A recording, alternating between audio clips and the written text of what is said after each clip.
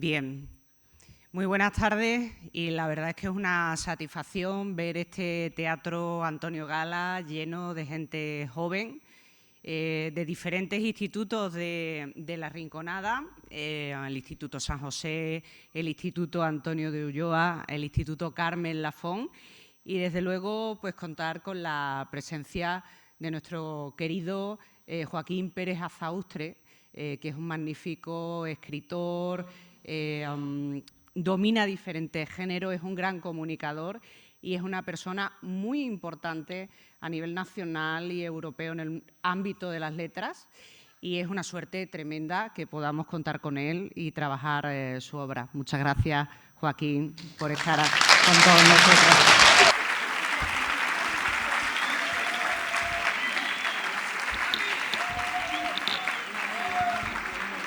Bueno, escucho por aquí, Joaquín, no es el del Betis, pero también es potente y muy bueno, es lo que hace. Él estaba previsto que estuviera con nosotros el día 21 de marzo, que se celebra el Día Mundial de la Poesía.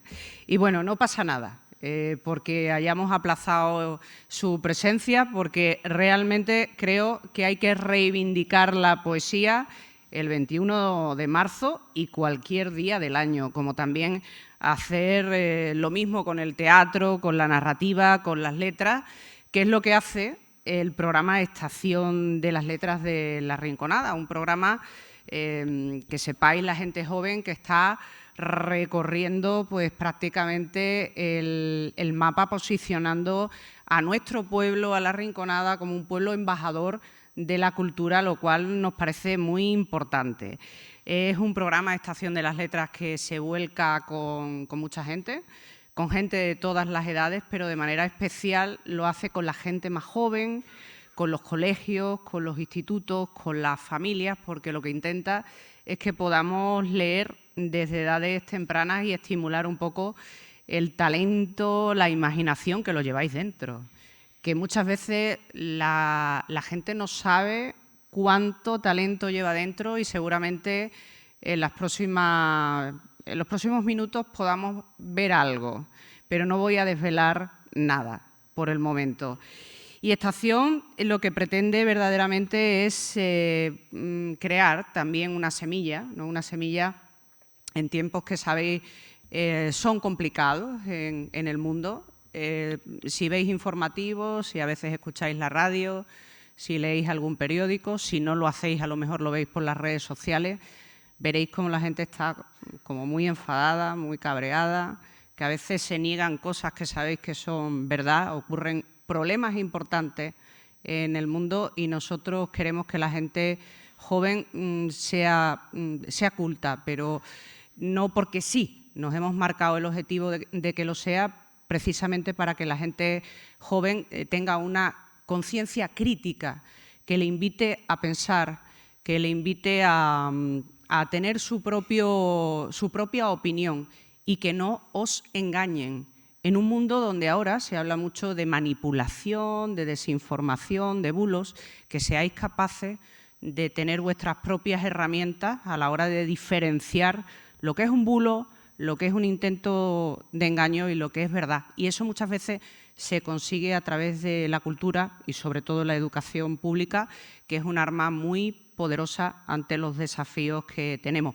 La gente joven con cultura y con educación tiene más oportunidades de abrirse camino y conseguir lo que quiere. Y ese es parte del objetivo de Estación de las Letras, hay muchos más. Y os digo que vamos a tener un plantel de escritores y escritoras muy notable. Javier Sierra, Irene Reyes Noguerol, recientemente distinguida con el Premio Andalucía de la Crítica. Ha estado con nosotros María Dueñas.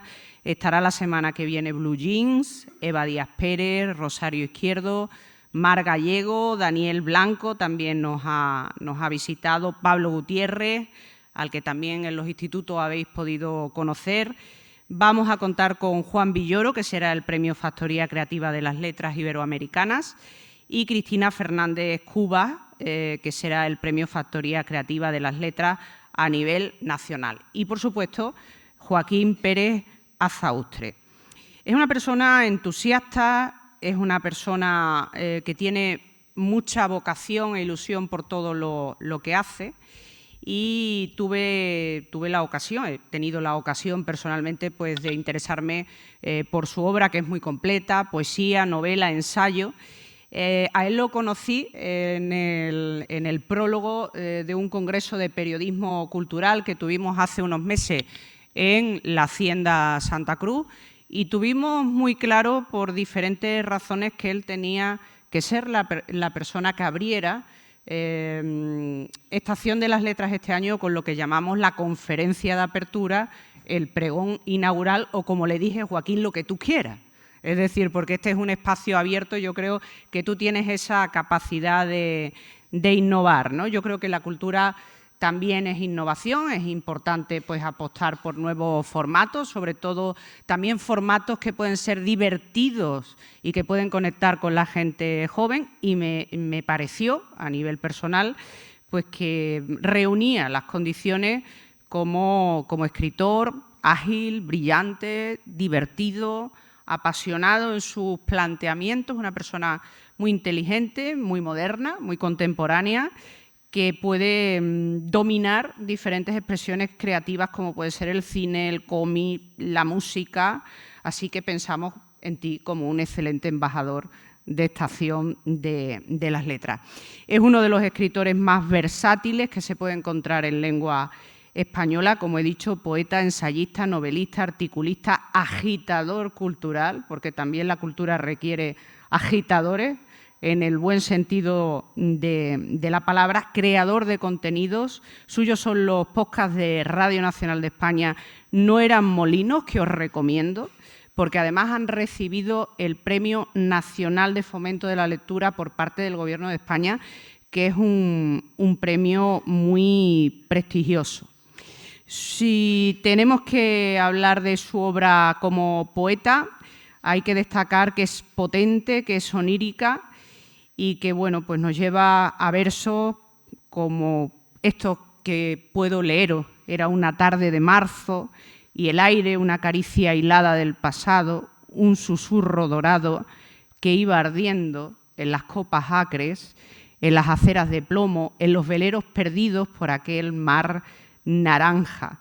Son versos de Joaquín, muy joven, y pertenecen a su libro Una interpretación, con el que ganó un prestigioso premio, que nos demuestra que siendo joven pues también se puede conseguir premios importantes, lo cual también nos parece otro aspecto por el cual él está aquí.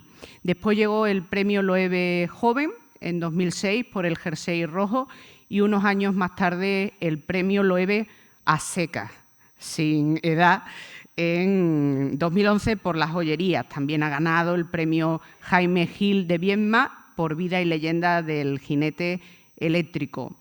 Su narrativa también deslumbra.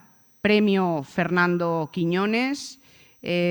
También ha obtenido distinciones importantes por Atocha 55, donde narra la matanza de los abogados sindicalistas, premios Jaén de novela por La larga noche en 2022, o el premio Málaga de novela por El querido hermano, que es esta obra que recrea y narra las entrañas y la relación entre los hermanos Machado, y que es una obra absolutamente maravillosa. Una obra que me recomendó Salvador Gutiérrez Solís, que acabo de ver que ha llegado, que es uno de los coordinadores de Estación de las Letras y en concreto del ciclo de narrativa juvenil. Muchas gracias también, Salvador, por estar con nosotros. El querido hermano es una obra que coincide en el tiempo con la exposición Los Machado, coordinada por Eva Díaz Pérez, y que viene a poner luz sobre la relación de fraternidad que entendemos se ha desvirtuado. Y él es un gran conocedor. No me quiero anticipar a cosas que él pueda contar, pero sí que pensamos que explica con profundidad, con maestría, el mundo de los Machados, su hermandad, su amistad, su reconocimiento mutuo, la fragilidad de sus vidas, y evidentemente los Machados, por la conmemoración que nos ocupa, tiene un peso muy importante en la programación de Estación de las Letras. En El querido hermano, como en el resto de su narrativa, Los nadadores o en Corazones en la oscuridad, en su obra poética o ensayística, Joaquín mantiene voz y personalidad, ese equilibrio entre lo profundo y lo elegante, en trabajos que nos seducen por su belleza y al mismo tiempo que nos hacen pensar y que nos emocionan, que nos tocan la piel, ¿no?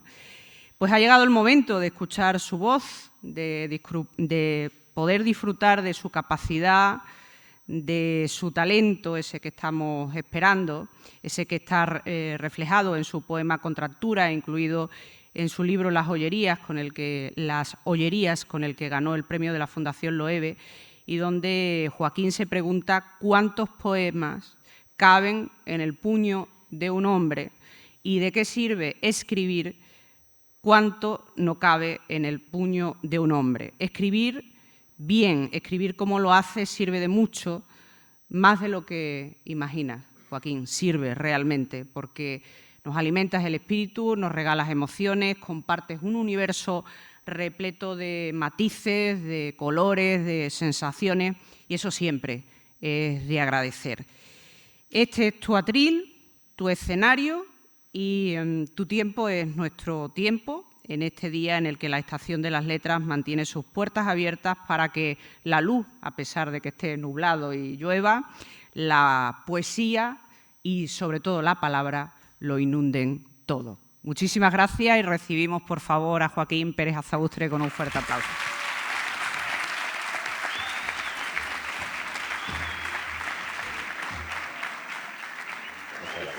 Gracias.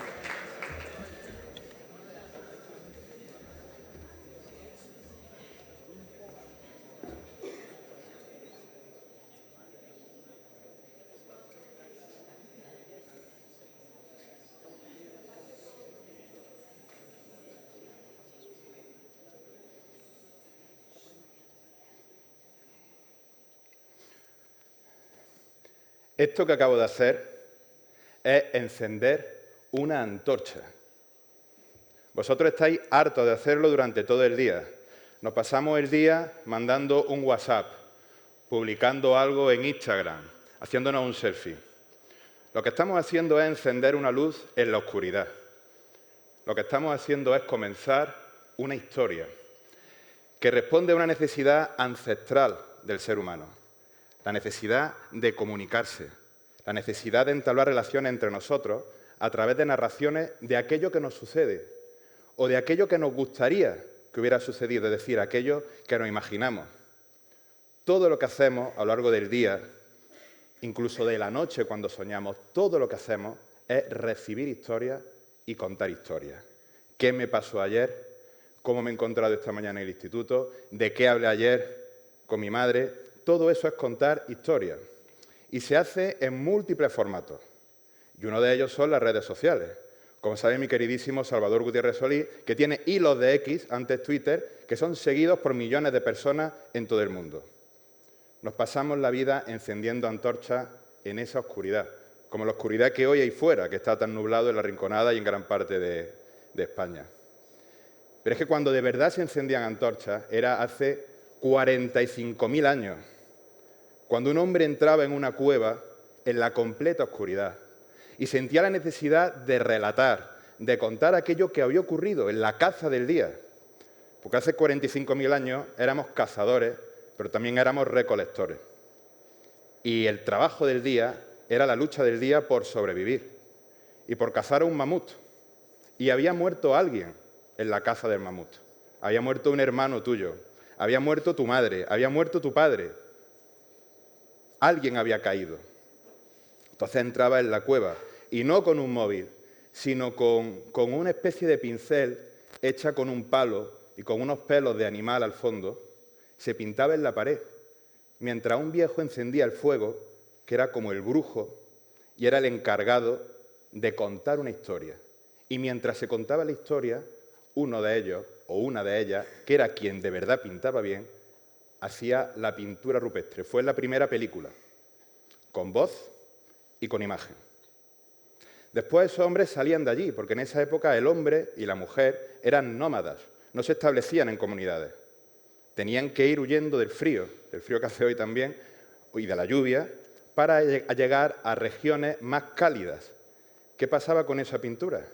Que se quedaba ahí, se quedaba en la pared de una cueva. Quizá otros hombres y otras mujeres llegaron después.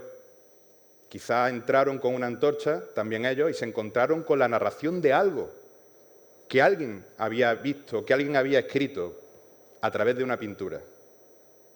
Fue la primera biblioteca.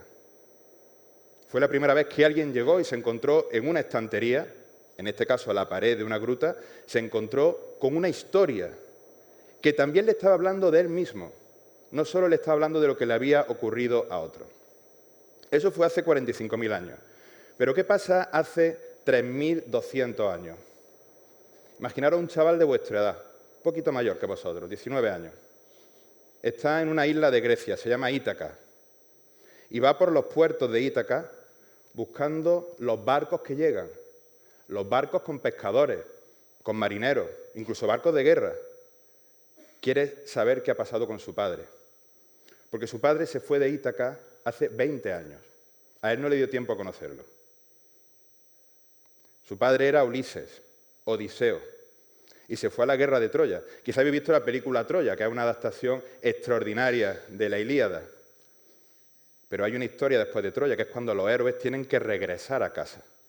Y Ulises, Odiseo, tiene que regresar a casa. Y ahí sucede la Odisea. Y Telémaco va buscando noticias de su padre, va buscando historias. Cada vez que recibe un resto, un fragmento del relato del regreso de su padre, Telémaco vuelve más contento a su casa, porque la casa de Telémaco, que es la casa del rey de Ítaca, está tomada por los pretendientes que lo que quieren es casarse con Penélope, para ser ellos los reyes de Ítaca. E inmediatamente después asesinar a Telémaco, porque el hijo del antiguo rey siempre va a ser una amenaza para cualquier nuevo rey que se siente en el trono de Ítaca. ¿Qué está buscando Telémaco? A su padre. ¿Cómo lo encuentra? A través de historias que llegan a los puertos de Ítaca. Pero ¿qué imagen tiene Telémaco de su padre si nunca lo ha visto, si nunca ha estado con él? No tiene fotos de Ulises, no tiene un vídeo de su padre. ¿Qué tiene? Pues tiene el relato que le hace Penélope, su mujer, la mujer de Ulises y madre de Telémaco, que durante 20 años, durante 19 años, le ha estado hablando de cómo era Ulises, de la fuerza de Ulises, de la inteligencia de Ulises, de la nobleza de Ulises. Así Telémaco ha ido elaborando su propia visión de su padre. Y si le preguntarais a Telémaco, ¿cómo era tu padre? ¿Cómo era tu padre, Telémaco? ¿Cómo es tu padre? Os lo contaría. ¿Por qué? Porque se ha nutrido a través de historias, a través de imaginación. Todos son historias, todos son viajes de héroes que tienen que regresar a casa, que tienen un punto en mitad del camino en el que se fracturan, una herida, un dolor, una pérdida. Todos hemos sufrido una herida, un dolor o una pérdida. Todos. Y en todas las historias hay un conflicto. Por ejemplo, vamos a pasar de los héroes de la Grecia clásica a los héroes contemporáneos. Superhéroes. ¿Cuál es vuestro superhéroe favorito? ¿O alguno que os venga a la cabeza? Superman. Superman, Spiderman, ¿alguno más? Bueno, vamos a quedarnos con Superman y con Spiderman. ¿Qué le pasa a Spiderman? Todos lo sabéis, se llama Peter Parker. Y le pica una araña y obtiene los poderes de la araña. ¿Y qué hace Spiderman con los poderes de la araña? Él es huérfano, vive con sus tíos, con su tía May y también con su tío. Y él utiliza al principio los poderes de la araña para lucrarse, para ganar dinero. Y un día se cruza con un ladrón y él pues no toma partido, no lo detiene y podía haberlo detenido. Él está saliendo de un sitio donde ha combatido por dinero, con otra identidad. Su tío Ben ha ido a recogerlo en coche. Cuando sale, se encuentra con la policía, con un montón de sirenas, también está lloviendo como ahora, y hay un cuerpo en el suelo. El cuerpo es el de su tío Ben, que para él es como su padre. Si él lo hubiera detenido, su tío Ben no habría muerto. Entonces recuerdo una frase que le dijo su tío Ben al principio, antes incluso de tener sus poderes, cuando le dijo: un gran poder conlleva una gran responsabilidad. Entonces Peter Parker, que ya tiene los poderes de la araña de antes, se convierte en Spider-Man. Ese es su conflicto. Superman nos sirve para entender un concepto muy interesante de la narración, que es el pacto de verosimilitud. Si yo os contara a vosotros que hay un niño que puede levantar un camión con sus manos o que puede correr más rápido que un tren, todos pensaríais lo mismo que yo: imposible. Pero si os digo que ese niño viene de otro planeta y que el sol amarillo de la Tierra produce en sus células una especie de mutación que lo convierte en superpoderoso, y os digo que ese niño vive en Kansas y que fue recogido por dos granjeros que se llaman Jonathan y Martha Kent y que lo han educado en un pueblo llamado Smallville, de pronto sí podemos aceptar eso. Podemos aceptar que ese niño es capaz de levantar un camión, porque hay un pacto de verosimilitud. Y por volver al tema del conflicto, ¿cuál sería el conflicto de Clark Kent? Un hombre que es capaz de dominarnos a todos, que con sus poderes podría convertir todo el mundo en una auténtica dictadura, que es invulnerable, que solo le puede debilitar una pequeña piedra verde que se llama kriptonita, que es un mineral que viene de su planeta. El conflicto de Clark Kent, Superman, es ser uno de nosotros. Su reto es no imponernos su criterio.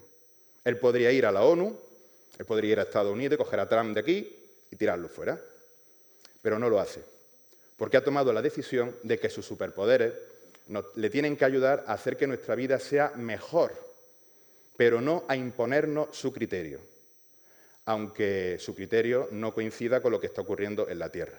Y así podríamos seguir con todos los superhéroes, y con todos los héroes, y con todas las historias, porque las historias lo que hacen es encender esa antorcha en la oscuridad. Vamos a hacer un pequeño salto ahora y vamos a irnos a febrero de 1939, Guerra Civil Española, hermanos contra hermanos. Dos hermanos poetas, Manuel y Antonio Machado. Manuel Machado se ha quedado atrapado en Burgos. Fue allí para pasar el santo de su cuñada, por la festividad de la Virgen del Carmen, en julio, y ahí le sorprende el levantamiento militar. Su hermano Antonio y él son hermanos en la vida y en la literatura, son como las dos caras de una misma moneda. No solo porque hayan escrito obras de teatro juntos, a cuatro manos, sino porque incluso los poemas de ellos parecen dialogar entre sí. Estuvieron juntos en París. Tienen una relación de mejores amigos, no solo de hermanos, y los dos se dedican a escribir. Pero el asunto es que cuando empieza la guerra, Manuel no puede coger el primer tren que sale de Burgos a Madrid, y ya se queda incomunicado. Las líneas ferroviarias se han cortado por el comienzo de la Guerra Civil Española. Manuel se queda en Burgos, zona nacional o zona franquista, y Antonio está en Madrid, la capital de la Segunda República Española. La siguiente semana todavía duran las conversaciones telefónicas, el hilo telefónico no se ha cortado todavía y pueden llegar a tener una conversación. Sin embargo, en esa conversación ninguno de los dos es consciente de que es la última vez que van a poder hablar en toda su vida, porque a partir de ahí se corta el teléfono y la siguiente noticia que tiene Manuel de su hermano Antonio, ya estamos hablando de dos de los más grandes poetas de la historia de España y, por supuesto, de los dos de los más grandes poetas andaluces, con Juan Ramón Jiménez, Federico García Lorca, etc., ¿no? Manuel se da cuenta de que ya nunca más va a reunirse con su hermano. Y la siguiente noticia que recibe es que su hermano Antonio ha muerto. Ha muerto, primero piensa que en París y después que ha muerto en Collioure. Ha muerto en el largo y penoso camino hacia el exilio, bajo la lluvia, una lluvia mucho más dura que la de hoy, con unas carreteras enfangadas, taponadas por los coches de la gente que iba huyendo de España, porque tenían miedo de lo que iba a pasar en España cuando ganase el bando nacional. Los coches se quedaban sin gasolina, en los arcenes, los equipajes tirados. Y de ahí viene la leyenda del último maletín de Antonio Machado, donde estaban sus últimos poemas y algunas de las últimas cartas que le escribió Guiomar, que fue su última musa. La gente iba con lo opuesto. Antonio, que era un tipo alto como yo, estaba tan delgado y tan debilitado que casi no podía sostener su cuerpo. Y, por supuesto, no podía sostener a su madre, que era una anciana. Es Corpus Varga, un periodista español, pero que tiene carné de la prensa francesa, quien le ayuda a cruzar las fronteras, y es él quien carga en sus brazos con Ana Ruiz, la madre de Antonio. Imaginaros lo que tiene que ser dejar tu país para siempre, habiendo perdido una guerra y tan debilitado que tu madre, que es una pluma, no puede sostenerla. Así cruzó Antonio Machado la frontera y así murió. Manuel recibe la noticia de que Antonio ha muerto, y aunque Manuel está en la capital del bando franquista, es decir, Burgos, decide ir a Francia para despedirse de su hermano. Sabe que no va a llegar a tiempo al entierro, es imposible, porque cuando él recibe la noticia ya han pasado 2 días del fallecimiento de Antonio, tiene que conseguir un coche, tiene que conseguir permisos para salir, digamos, del distrito franquista, de toda esa zona de Burgos y el norte de España, poder cruzar la frontera, pero llega a Collioure y ahí pasa 2 días frente al mar, en diálogo silencioso delante de la tumba de su hermano. Y allí se encuentra con que no solo ha muerto su hermano, sino también su madre. Manuel y Antonio Machado también están encendiendo no una antorcha, sino una auténtica hoguera en la oscuridad, porque lo que están haciendo es lanzarnos un mensaje absoluto de amor fraterno, de amor entre hermanos. Era un mensaje tan poderoso que durante mucho tiempo lo trataron de falsear, haciéndonos pensar que estuvieron enfrentados por estar cada uno en un bando de la contienda. Falso, absolutamente falso. A eso he dedicado una novela, que es de la que tan cariñosamente ha hablado Raquel, que es El querido hermano. Entonces, sobre esa novela, algunos de vuestros compañeros y yo vamos a hacer algo que yo no he hecho nunca, así que os pido vuestra colaboración y vuestra complicidad y vuestra comprensión si algo no sale como debería salir, porque insisto en que esto no lo he hecho nunca, que es grabar un podcast, pero en directo. Es decir, aquí no hay posibilidad de error, no vamos a ir hacia atrás si nos equivocamos, el show debe continuar. Y estos son los podcasts de los que ha hablado Raquel, que hago en Radio Nacional, que llevan el título de No eran molinos, clásicos de la literatura española, que se trata de coger grandes obras de la literatura española de todas las épocas y de todos los géneros y hacer un podcast de entre 23 y 30 minutos, con músicas también, y tratando de contar ese libro y ese autor de otra manera. ¿Por qué? Pues porque, como ha dicho Raquel con mucho acierto, la cultura es agitación también. ¿Cuál es mi misión como agente del fomento de la literatura, ¿no? Yo lo único que quiero es convenceros de que la gran literatura está en ese mismo estante en la pared, en esa misma pared de la gruta prehistórica, en esa misma estantería, o aquí. Pero que la gran cultura, la gran literatura, desde las cartas a la muerte de mi padre, hasta la Odisea, El Quijote, Federico García Lorca, Juan Ramón Jiménez, absolutamente todo, es vuestro patrimonio. Y lo que yo trato de hacer en los podcasts y en mis comunicaciones públicas es acortar la distancia entre esos libros, entre esas grandes obras y vosotros. Porque esas grandes obras también hablan de vosotros. De la misma manera en que hace 45.000 años unas pinturas rupestres hablaban a la siguiente tribu que llegaba a la cueva de algo que les había ocurrido a ellos. Y nos siguen hablando a nosotros mismos. ¿Qué tenemos que hacer para que esos libros no nos resulten ajenos? Algo tan sencillo como ponernos en contexto o escuchar el podcast No eran molinos, clásicos de literatura española, que os lo recomiendo yo también. Entonces, estoy feliz de estar aquí, de verdad, muy contento y agradecido a Raquel, a Ángela, a La Rinconada, al programa de la Estación de las Letras, que me parece maravilloso, y también muy agradecido porque me puse malo, cogí un gripazo, y por eso no pude estar con vosotros el día 21 de marzo. Así que muchas gracias por esperarme y por comprender esas circunstancias. Ahora vamos a grabar un podcast sobre los hermanos Machado, usando una técnica muy parecida a la que vengo usando en mis podcasts de Radio Nacional, solo que va a ser con público, va a ser en directo y van a participar algunos de vuestros compañeros. Seis valientes, para los que os pido un fortísimo aplauso.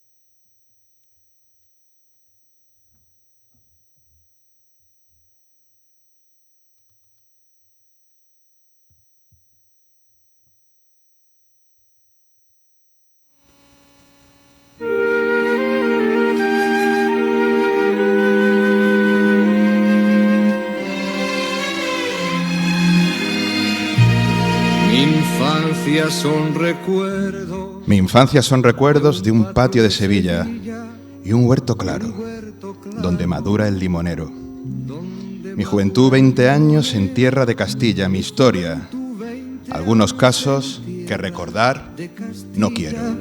Mi historia, algunos casos que recordar no quiero. Ni un seductor mañana, ni un bradomín he sido, ya conocéis mi torpe aliño indumentario, mas recibí la flecha que me asignó Cupido, y amé cuanto ellas puedan tener de hospitalario. Cupido, y amé cuanto ellas puedan tener de hospitalario. Hay en mis venas sangre jacobina, pero mi verso brota de manantial sereno, y más que un hombre al uso que sabe su doctrina, soy, en el buen sentido de la palabra, bueno. Más que un hombre al uso que sabe su doctrina, soy, en el buen sentido. Desdeño las romanzas de los tenores huecos y el coro de los grillos que cantan a la luna. A distinguirme paro las voces de los ecos y escucho solamente entre las voces una. Los tenores huecos y el coro de los grillos. ¿Soy clásico o romántico? No sé. Dejar quisiera mi verso como deja el capitán su espada, famosa por la mano viril que la blandiera, no por el docto oficio del forjador preciada. Converso con el hombre que siempre va conmigo. Converso con el hombre que siempre va conmigo. Quien habla solo espera hablar a Dios un día. Mi soliloquio es plática con este buen amigo que me enseñó el secreto de la filantropía. Que me enseñó el secreto de la filantropía. Y al cabo, nada os debo. Debéisme cuanto he escrito. A mi trabajo acudo, con mi dinero pago el traje que me cubre y la mansión que habito, el pan que me alimenta y el lecho en donde yago. Que habito, el pan que me alimenta y el lecho en donde yago. Y cuando llegue el día del último viaje y esté a partir la nave que nunca ha de tornar, me encontraréis a bordo, ligero de equipaje, casi desnudo, como los hijos de la mar.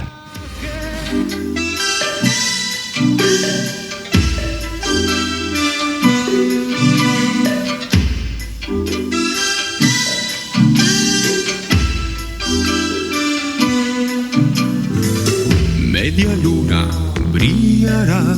Soy Joaquín Pérez Azaustre y esto es el pregón Estación de las Letras en la Rinconada, Sevilla, Andalucía, el mundo.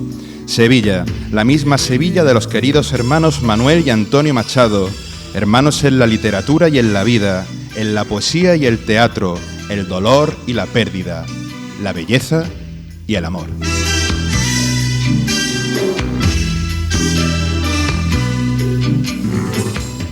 Hoy compartiremos con Antonio Machado su larga estela en la mar de poeta caminante, de Sevilla a Collioure, con su interioridad profundamente humana, de palabra en la luz, Así pasaremos por la Sevilla refulgente en la que todavía sigue madurando el limonero y atravesaremos la noche canalla de las tabernas con los demás actores de reparto del modernismo español, como Francisco Villaspesa, Valle Inclán o el primer Juan Ramón Jiménez.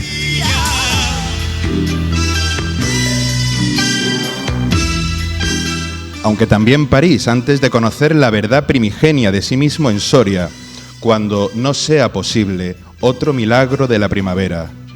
Antonio es el poeta hombre que siempre va conmigo, que siempre va contigo, antes de que el odio más desolador se decida a enfrentarnos a hermanos contra hermanos. Una lágrima, un perfume, flor de azar. Antonio Machado Ruiz nace el 26 de julio de 1875 en el Palacio de Dueñas de Sevilla, en una vivienda alquilada por sus padres a las 4:30 de la madrugada. Quizá eso marque su vida. Siempre será noctámbulo para leer y escribir, y preferirá el reino de la noche a la claridad diurna para perfilar su palabra en el tiempo.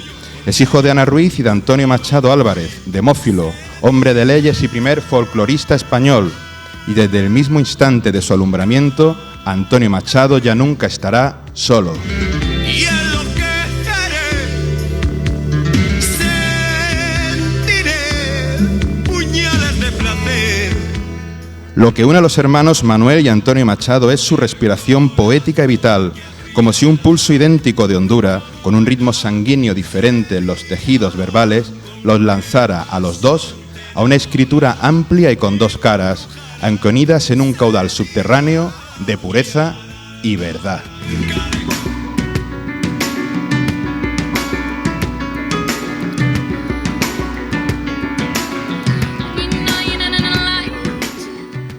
Yo soy como las gentes que a mi tierra vinieron. Soy de la raza mora, vieja amiga del sol, que todo lo ganaron y todo lo perdieron. Tengo el alma de nardo, del árabe español.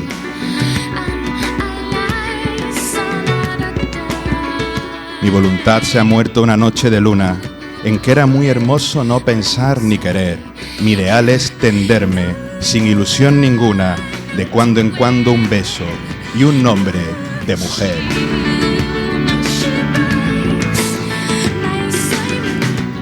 Besos, pero no darlos, gloria la que me deben, que todo como un aura se venga sobre mí, que las olas me traigan y las olas me lleven, y que jamás me obliguen el camino a elegir.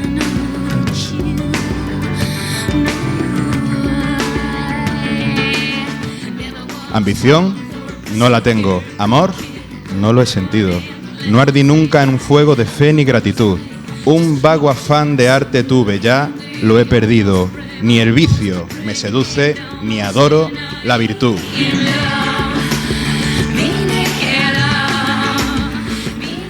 Nada os pido, ni os amo, ni os odio. Con dejarme lo que hago por vosotros, hacer podéis por mí.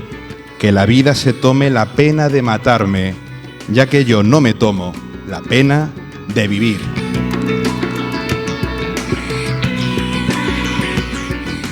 Mi voluntad se ha muerto una noche de luna, en que era muy hermoso no pensar ni querer, de cuando en cuando un beso, sin ilusión ninguna, el beso generoso que no he de devolver.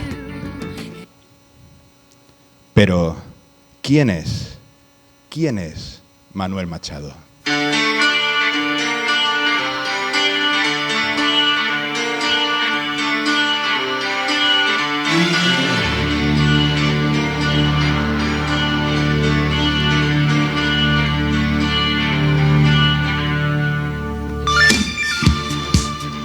¿Quién es Manuel Machado? Ese hedonista medio gitano y medio parisien, la primera gran voz del modernismo con esa frescura nítida del lenguaje que ofrece, bajo su apariencia de frivolidad, un precipicio doliente, el autor de teatro en verso que, con su hermano Antonio, representará sus obras en muchos teatros españoles, con obras tan populares como La Lola se va a los puertos. ¿Manuel Machado es solo el hermano de Antonio? Ya lo dijo Borges. Entonces, ¿es cierto que Manuel tenía un hermano? ¿O es Manuel tan solo, como nos han querido convencer, el hermano franquista de Antonio, tras sumarse al movimiento nacional durante la Guerra Civil.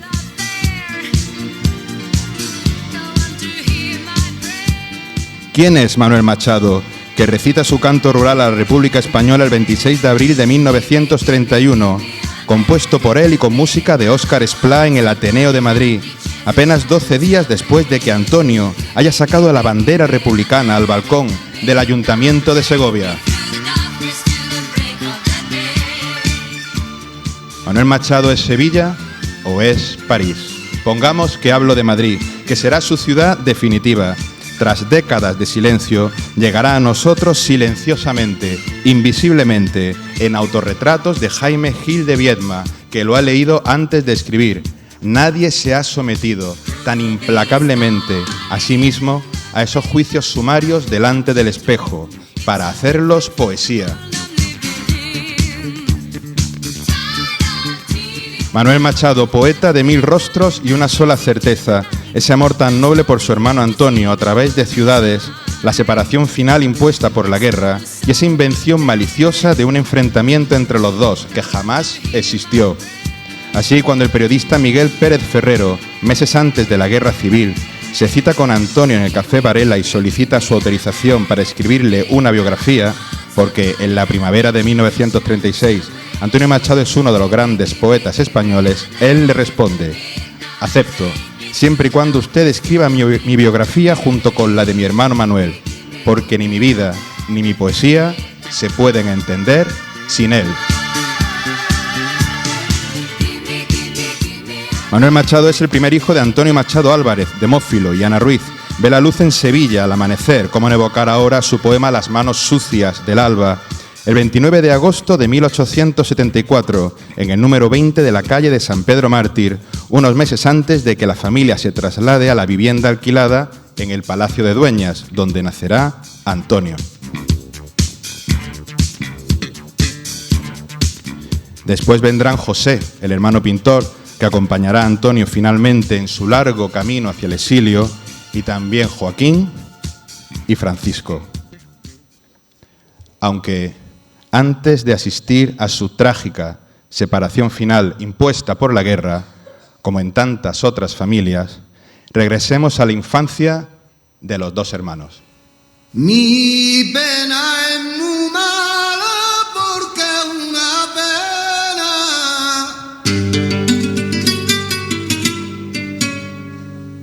que yo no quisiera que... El abuelo Antonio Machado Núñez es antropólogo, introductor de Darwin en España, catedrático y rector de la Universidad de Sevilla, que funda el vínculo de ambos nietos poetas con la institución libre de enseñanza. Tras obtener la cátedra de zoografía de articulaciones vivientes y fósiles en la Universidad Central, la familia deja Sevilla ya convertida en un paraíso perdido que Manuel recuperará en su primera juventud y se muda a Madrid.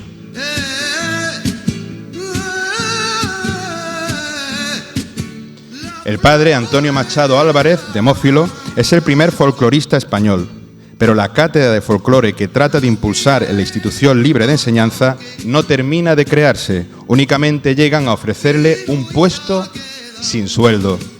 La situación es grave y, angustiado por la falta de recursos monetarios, el padre de los dos poetas acepta una oferta para ejercer como abogado en San Juan de Puerto Rico. Es agosto de 1892. Volverá unos meses más tarde, agonizante de tuberculosis, con tiempo apenas para que su esposa, Ana Ruiz, pueda llegar al puerto de Cádiz y despedirse de él antes de morir.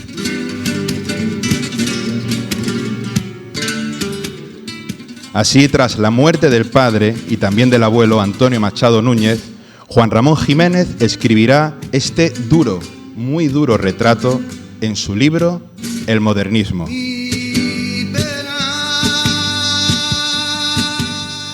Abuela queda viuda y regala casa. Madre inútil. Todos viven pequeña renta abuela. Casa desmantelada. Familia empeña muebles. No trabajan ya hombres. Casa de la picaresca. Venta de libros viejos.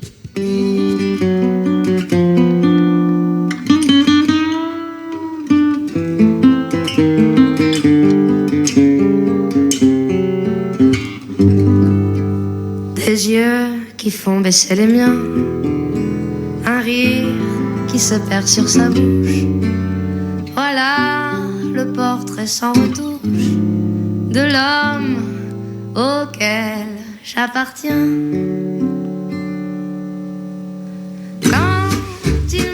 A pesar de la penuria, los dos hermanos entran en la vida literaria en Madrid con la fuerza intacta de la juventud.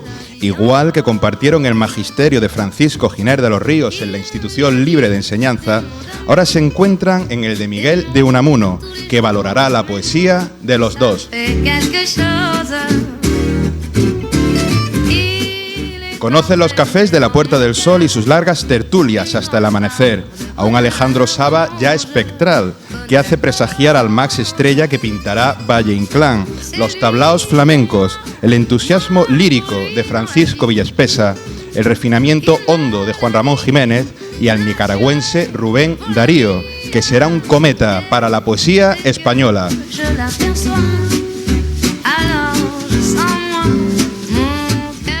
La noche de Madrid no acaba nunca para los dos hermanos, o acaba cuando en marzo de 1898, ante la estrechez económica familiar, Manuel Machado acepta un trabajo como traductor en la editorial Hermanos Garnier, en París.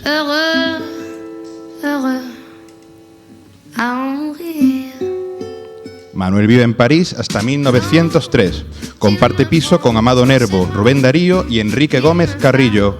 Allí escribe Alma, título fundacional del modernismo español. Y allí recibe a Antonio, la misma tarde estival plena de luz en que Manuel Machado entrevista al Oscar Wilde final, como un ángel de majestad caída.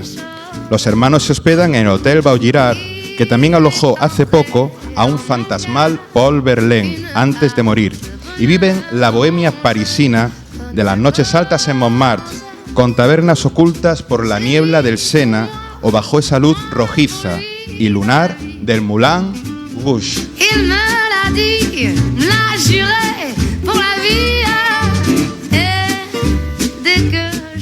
Y es precisamente en París, dentro de ese mundo simbolista y sensual, cuando Manuel Machado recuerda con fuerza el paisaje de Castilla y el Cid.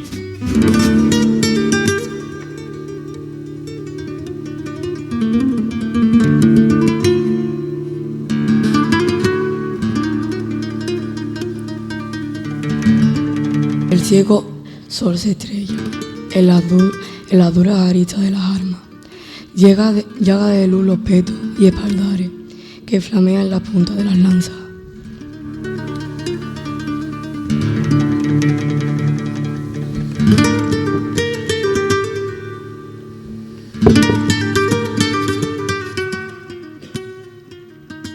El ciego sol, la sed y la fatiga por la terrible estepa castellana, al destierro con 12 de lo suyo, polvo, sudor y hierro, el Cid cabalga. Cerrado está el mesón a piedra y lodo.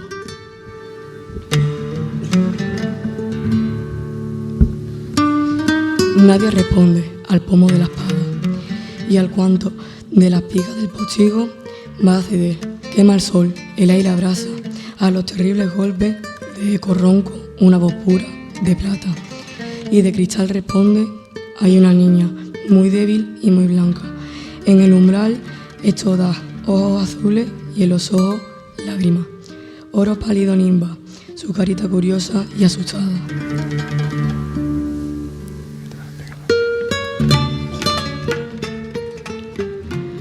Buen sí, pasa, el rey nos dará muerte, arruinará la casa y sembrará de sal el pobre campo que mi padre trabaja. Idos, el cielo colme de venturas, en nuestro mal, o sí, no ganáis nada.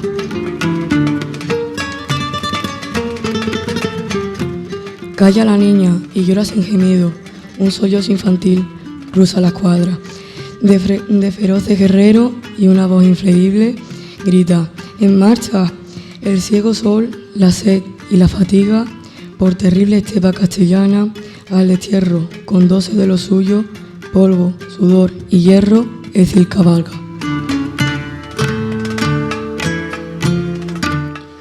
Tras Alma, Manuel publicará Caprichos en 1905, con dibujos de José Machado. Antonio regresa a Madrid, colabora en varias revistas y entrega en 1907 al editor y librero Gregorio Puello su gran libro Soledades, Galerías, Otros Poemas, una versión más ampliada y redonda de su libro Soledades.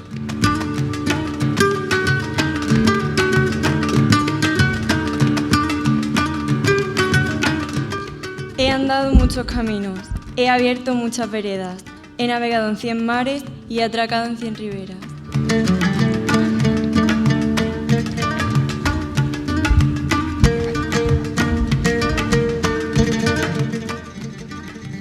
En todas partes he visto caravanas de tristeza, soberbios y melancólicos borrachos de sombra negra, y pedantones al paño que miran, callan y piensan, que saben porque no beben el vino de las tabernas. Mala gente que camina y va pechando la tierra. Y en todas partes he visto gentes que danzan o juegan, cuando pueden y laboran sus 4 palmos de tierra.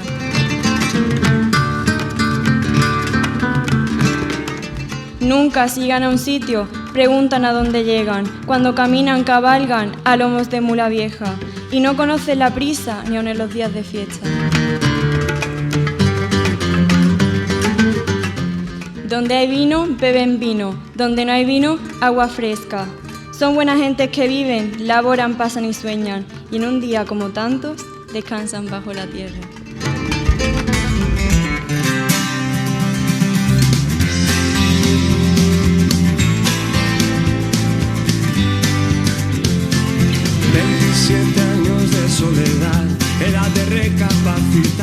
Antonio toma posesión de su plaza en el Instituto de Soria el 1 de mayo y se incorpora al nuevo curso en septiembre. En diciembre, tras cerrar la pensión en la que se había instalado, todos los huéspedes comienzan a vivir en otra, en la Plaza de Teatinos, dirigida por el sargento de la Guardia Civil jubilado Ceferino Izquierdo y su esposa, Isabel Cuevas. Allí conoce a su hija, Leonor.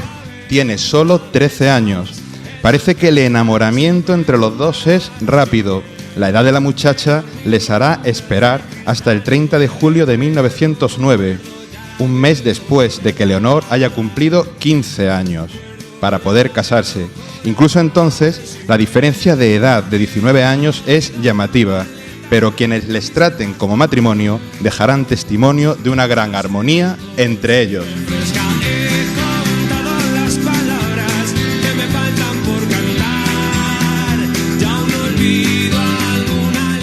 En 1909, Manuel publica El mal poema.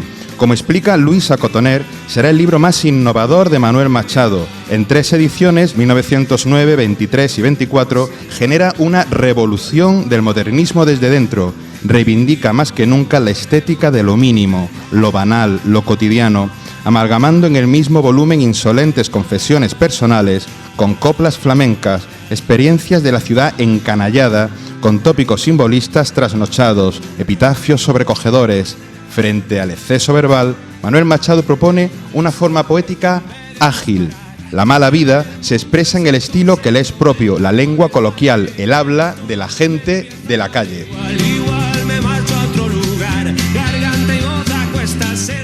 Mientras Antonio avanza hacia una mirada existencial del paisaje, en su futuro Campos de Castilla, Manuel, en el mal poema, nos ofrece un habla coloquial radicalmente moderna que seguirán José Moreno Villa y más adelante los poetas de la Escuela de Barcelona, sobre todo Gabriel Ferrater y Jaime Gil de Viedma, cuyos poemas No volveré a ser joven o Contra Jaime Gil de Viedma ya no pueden leerse sin pensar en los autorretratos de Manuel.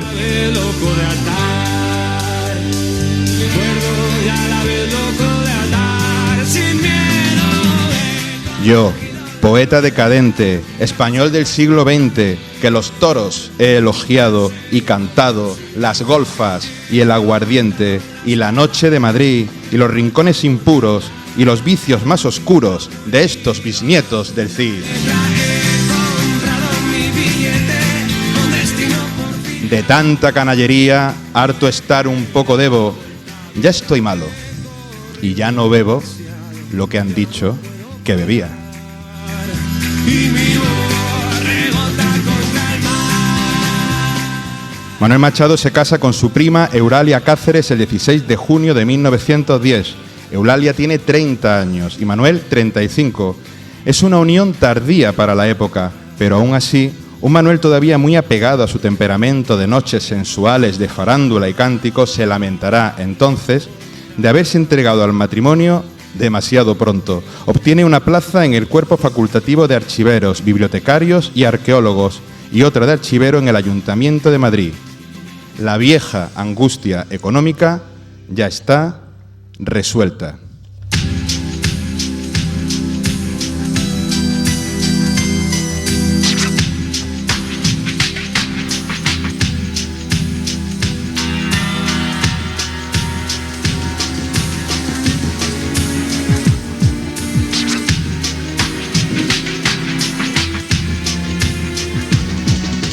También en 1910, la Junta para la Ampliación de Estudios concede una beca de 1 año a Antonio Machado para mejorar su francés. 11 años después de aquel primer viaje con Manuel, Antonio vuelve a ese escenario de su juventud, acompañado de su joven esposa. Sin embargo, la dicha será breve. El 14 de julio, mientras los franceses comienzan su fiesta nacional y los bulevares estallan en brindis y bailes callejeros, a Antonio le despiertan los vómitos de sangre de Leonor. Desesperado logra encontrar un médico.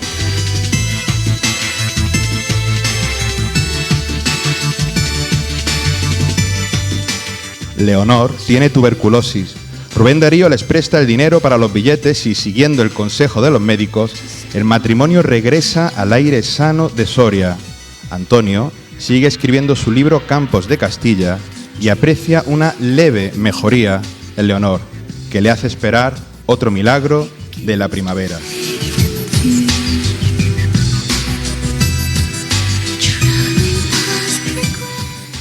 Al olmo viejo, hendido por el rayo y en su mitad podrido, con las lluvias de abril y el sol de mayo, algunas hojas verdes le han salido.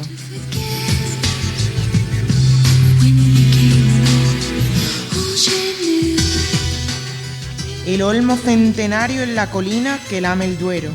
Un musgo amarillento le mancha la corteza blanquecina al tronco carcomido y polvoriento.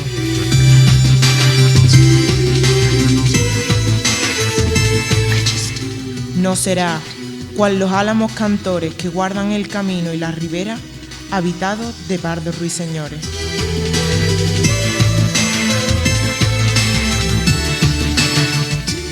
Ejército de hormigas en hilera va trepando por él, y en sus entrañas urden sus chelas grises las arañas.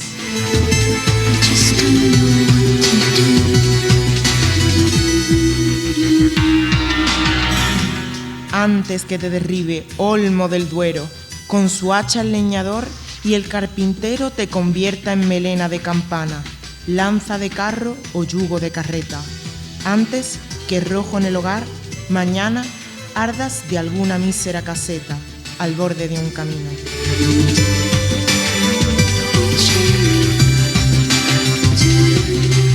Antes que te descuaje un torbellino y tronche el soplo de las sierras blancas, antes que el río hasta la mar te empuje por valles y barrancas. Olmo, quiero anotar en mi cartera la gracia de tu rama verdecida.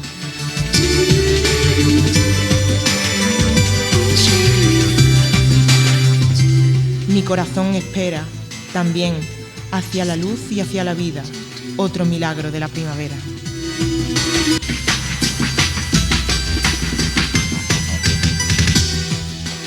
Leonor muere el 1 de agosto de 1912.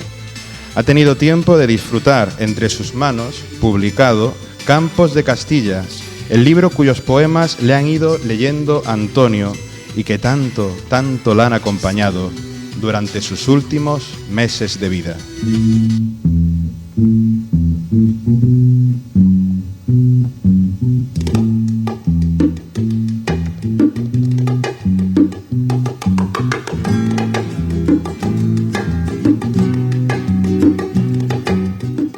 Luego, buscando alejarse de todo su mundo en común con ella, Antonio pide el traslado a Baeza. Allí se encontrará con la verdad de sí mismo y allí llegará también, el 8 de junio de 1916, en viaje de estudios, un joven poeta, con el que le unirá ya una amistad más allá del tiempo y de la propia tragedia que los dos, de distintas maneras, van a compartir. Federico García Lorca.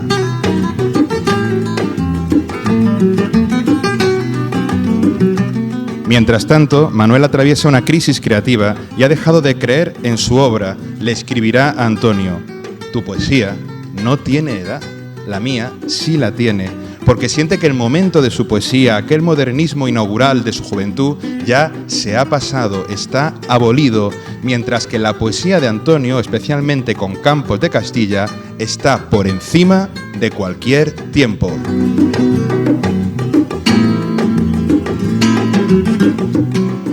La respuesta de Antonio es conmovedora, animando a su hermano a seguir teniendo fe en su escritura y en sí mismo. Antonio le contesta: Manuel, la poesía nunca tiene edad, cuando es verdaderamente poesía, y la tuya lo es.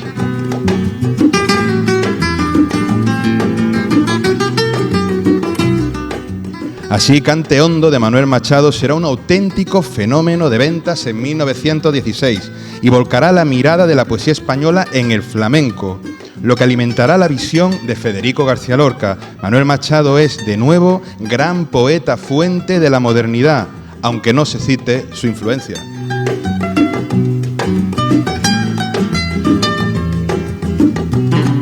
Después, en 1921, publicará otro de sus grandes libros, Ars Moriendi. Antonio, mientras, extraña la capital, cambia Baeza por Segovia y así puede ver a su familia en Madrid los fines de semana y se reúne con Manuel, en ocasiones también con Miguel de Unamuno, en su tertulia del Café Varela.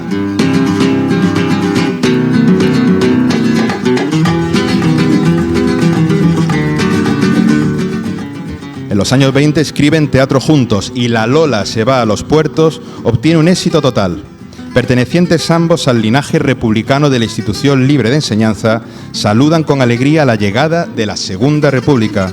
Manuel estrena en el Ateneo de Madrid el 26 de abril su himno republicano con música de Óscar Esplá y se suma a la lista de intelectuales españoles que el 11 de febrero de 1933 funda la Asociación de Amigos de la Unión Soviética. Pero la desilusión viene pronto, como escribirá en su artículo de despedida del diario La Libertad. El mundo se debate hoy, lejos de toda libertad, entre dos dictaduras, la capitalista y la colectivista, la burguesa y la proletaria, entre el fascismo y el comunismo. Ambas son igualmente enemigas de la individualidad. Ambas son, para mí, igualmente detestables.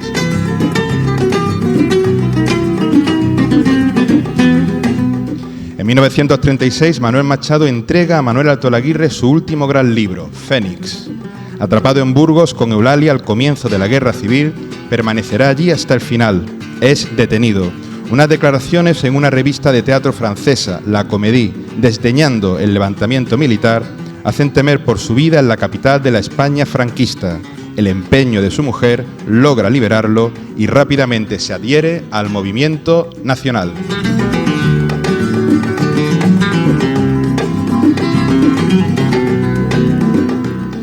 Miembro de la Real Academia Española el 5 de enero de 1938, Manuel hace el discurso sobre su propia obra, del erotismo parisino a su conversión definitiva al catolicismo, gracias a su identificación con San Agustín, con cuyas confesiones se ha sentido plenamente identificado y conmovido.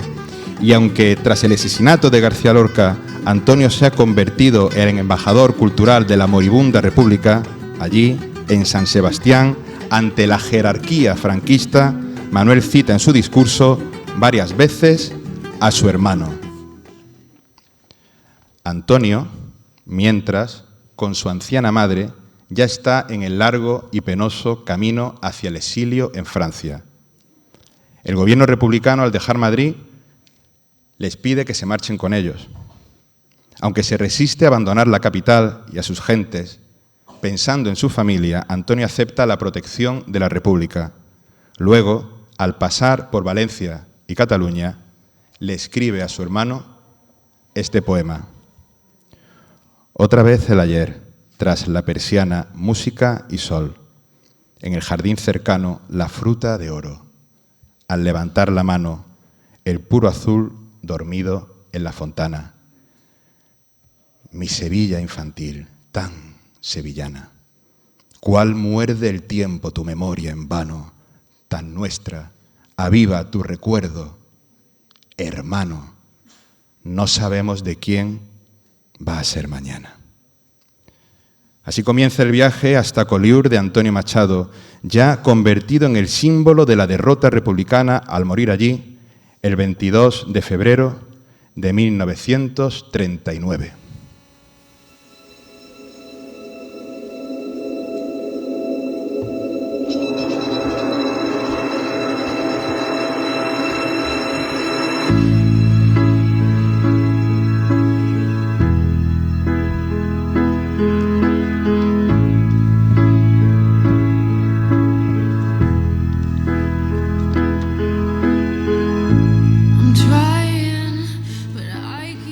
Caminante son tus huellas, el camino y nada más. Caminante no hay camino. Se hace camino al andar.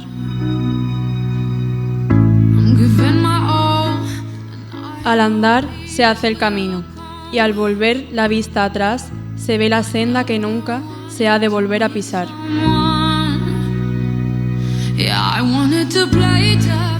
Caminante no hay camino, sino estelas en la mar.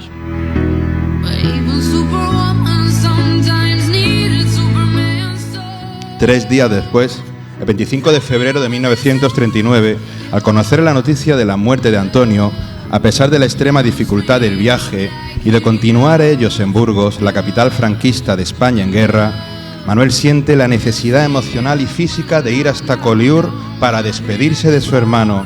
Lo acompaña Eulalia. Cuando llega al pueblo francés, Manuel descubre que no solo ha fallecido su hermano, sino también su madre. José, el hermano pintor, le entrega el bastón de Antonio. Cree que él debe guardarlo. En el cementerio, frente al mar de Collioure, Manuel pasará 2 días ante la tumba de Antonio.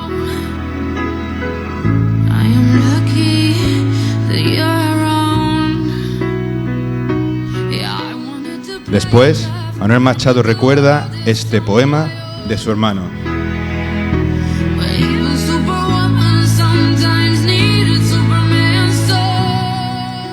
Se ha asomado una cigüeña a lo alto del campanario, girando en torno a la torre y al caserón solitario. Ya las golondrinas chillan. Pasaron del blanco invierno, de nevascas y ventiscas, los crudos soplos de infierno. Es una tibia mañana, el sol calienta un poquito la pobre tierra soriana. Pasados los verdes pinos, casi azules, primavera se ve brotar en los finos chopos de la carretera y del río. El Duero corre, terso y mudo, mansamente. El campo parece, más que joven, adolescente. Entre las hierbas alguna humilde flor ha nacido, azul o blanca, belleza del campo apenas florido y mística primavera.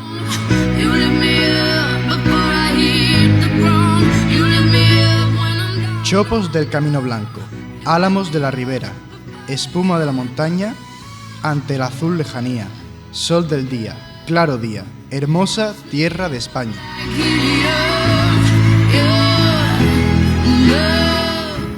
Manuel responde en otro poema a su hermano y su madre, ya fallecidos.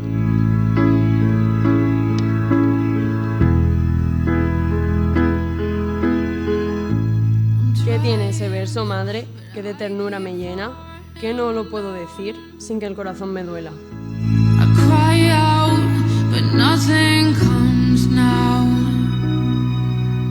Chopos del camino blanco, álamos de la ribera. ¿Qué tienen, madre? ¿Qué tienen? Estas palabras que suenan, tan adentro de mi pecho y tan lejos y tan cerca.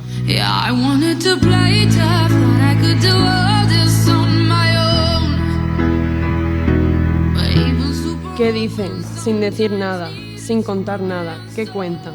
De estas palabras sencillas. ¿Qué puso Antonio en las letras? Chopos del Camino Blanco, Álamos de la Ribera. Cuando en mis labios las tomo y hasta mis oídos llegan. ¿Por qué lloro sin consuelo? ¿Y por qué lloro sin pena?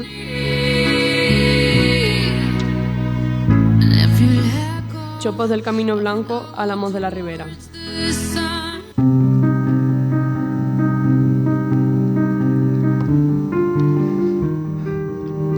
Tras la victoria de Franco, ante las penas de muerte a los presos republicanos, Manuel Machado publica en ABC en 1946 su artículo, El quinto, no matar.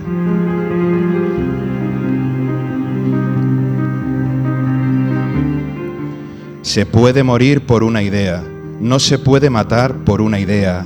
Idea que empieza por matar no triunfa, no se debe matar. Y en cuanto a los que proclaman la necesidad de destruir y de aniquilar al enemigo vencido, bastará recordarles que esa tendencia homicida y feroz revela en el vencedor más desconfianza, más miedo que fuerza. Y en el último caso, falta de seguridad en el triunfo. El poeta ha dicho: del primero que sabe perdonar es la victoria. Y el buen poeta tiene razón, porque, entre otras cosas, siempre tiene razón un buen poeta.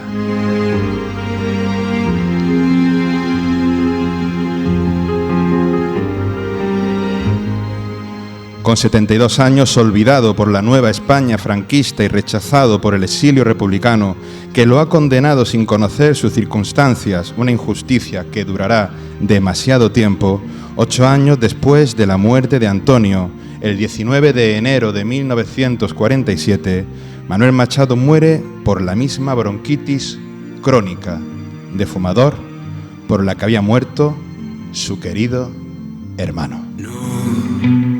No vengo a molestarte, pero quería acercarme. Está en la sala familiar sombría y entre nosotros el querido hermano que en el sueño infantil de un claro día vimos partir hacia un país lejano. Romances, pero ninguna razón.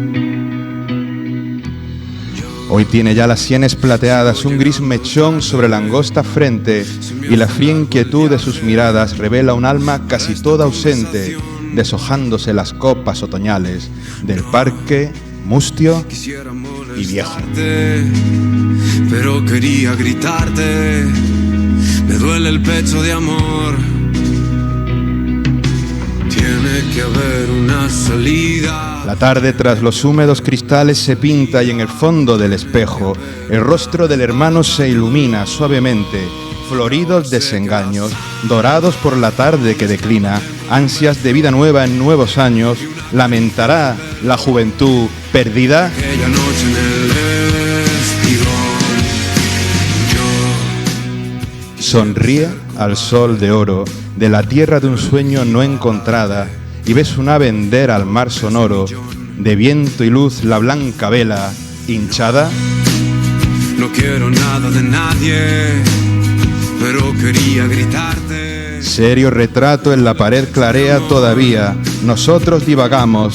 En la tristeza del hogar golpea el tic-tac del reloj. Todos callamos. Salida, tiene que haber una para tanto dolor. Y ahora sé que la tiene que haber una salida, tiene que haber una salida para tanto dolor. Está en la sala familiar sombría y entre nosotros el querido hermano. Por la mañana, tras húmedos cristales, yo te he amado en la lluvia y hemos hecho los dos entre nuestros abrazos, al fondo del espejo, la palabra en el tiempo. Y tu voz nos habla.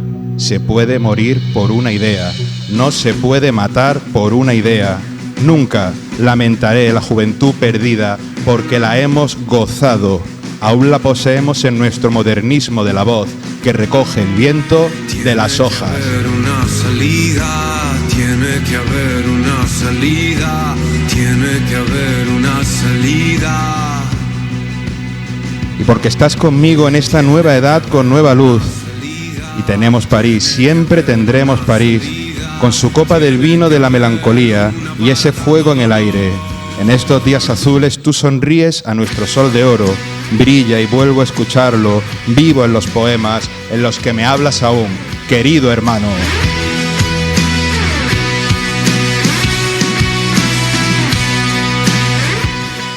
Esto ha sido el pregón de la Estación de las Letras de La Rinconada, en Sevilla, Andalucía, El Mundo, con dirección y guión de Joaquín Pérez Azaustre, José Leandro Martínez en la realización y la colaboración de 6 maravillosos alumnos. Un aplauso para ellos. ¡Viva La Rinconada! ¡Viva los hermanos Machado! ¡Y viva la poesía!